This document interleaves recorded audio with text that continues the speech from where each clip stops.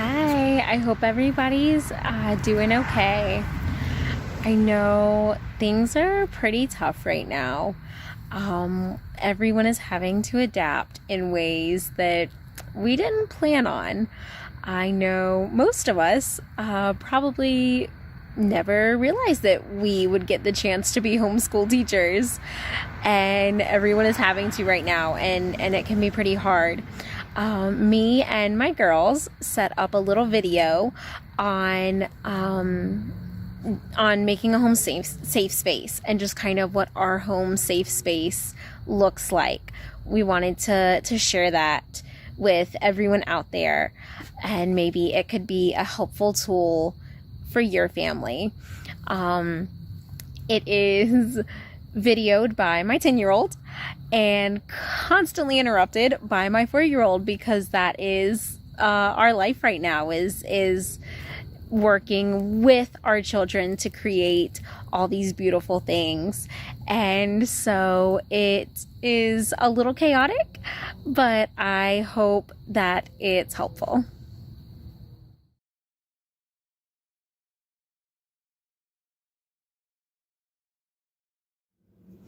Hi, how are you? Parents, today I have a video for you guys. I am coming to you from our safe space at my house. Our safe space is constantly changing and evolving based on what our family needs at the time. Right now, our safe space is underneath a great big fort that my children have built under our dining room table. So we are currently getting creative with dinners, but this is what they needed right now, is they needed this big space. And so that's how they are expressing themselves creatively, and that is how they have found to give themselves room when they need to just be on their own for a few minutes. So this is what they have created. And so they created it around where our safe space already was. So even with whenever our safe space changes, it always has some certain elements. And I just wanted to talk to you a little bit today about what those elements are and how we set it up and why they're important. So the first thing that we have is our visuals. So we have our visual emotions and our visual breaths.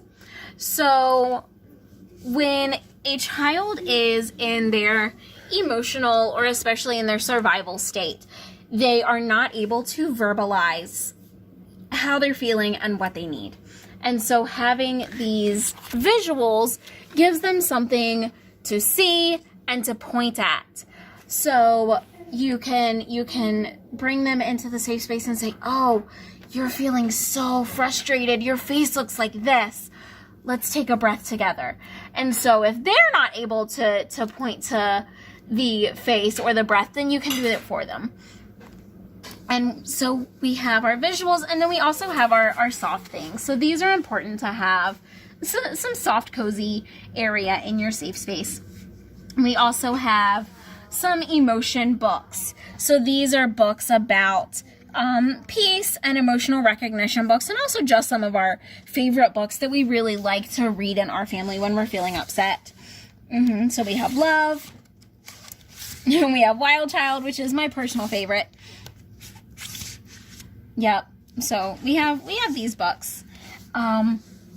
We also have our Calm Down box. So we have some sensory options. We have the stress ball, and we have our Play-Doh. We also have our Calm Down cards, which are another really important visual aspect of our safe space. They just have different choices that they can choose when they're feeling upset. And so these give them something to see and point to when they're not able to verbalize what they need to calm down. And then we also have our crayons and our journal to do some coloring. Mommy, can I have some cereal? So we have all these elements, all these physical elements in our safe space, which are important. But the most important part of the safe space is you as the parent. The safe space is never timeout.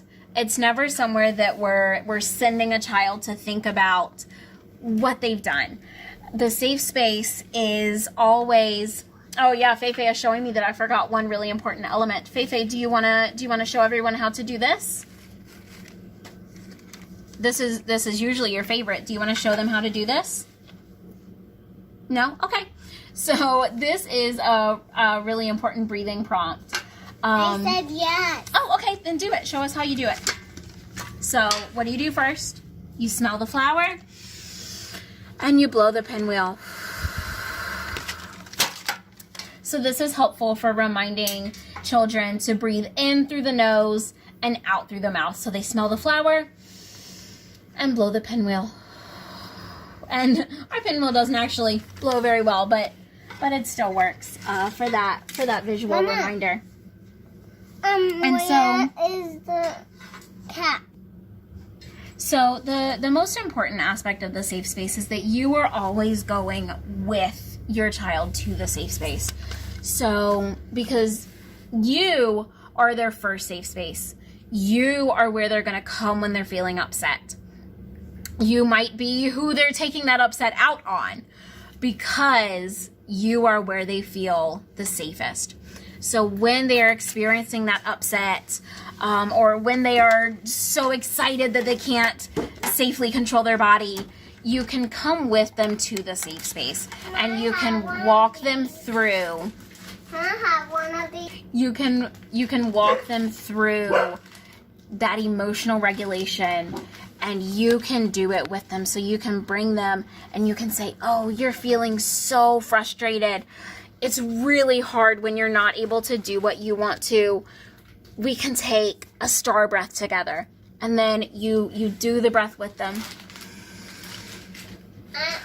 Mama, can I be blue?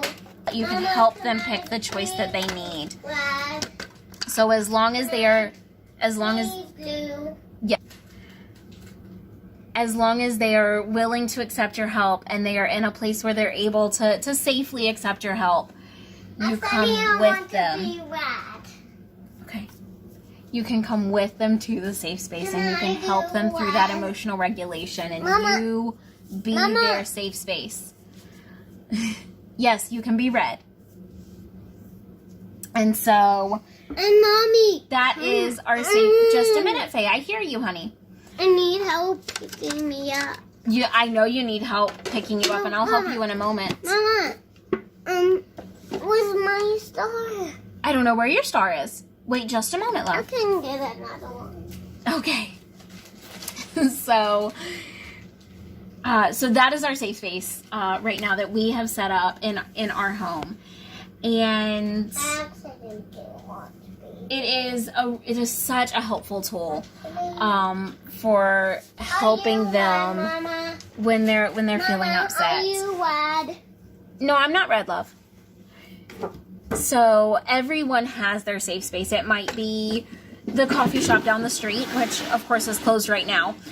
So you've probably had to find a new one. I have. It might be your bed. It might be your car going for a drive. Our children need to have their safe space. And so if you don't have a safe space set up in your home already, That one. have your child help Mama, set up. Mommy. So have your child help you set up their safe space. Just set up a cozy spot with maybe some books that they like to read, maybe some sensory activities. You can help them draw their choices. You can have them help, especially if you have older siblings at home, you can have them help draw the breaths and the Here you go. faces. Another good thing to include is a mirror so that they can look in the mirror and see what their face is looking like. But set it up the way that works for your family. So I challenge you to try this, maybe in the maybe over the weekend, if that even means anything to you right now. But over the next few days, just try to set up a safe space and try to walk your child through using it. And so I will supply some links to some conscious discipline, things that you can use. So these are things that you can print out. And they also have some other really good webinars that you can watch on how to set up the safe space and why it's so important. So good luck setting up your safe space at home. I hope that it goes well. I wish you well, and reach out if you need any help or tips or pointers. And we'll see you next time. Bye.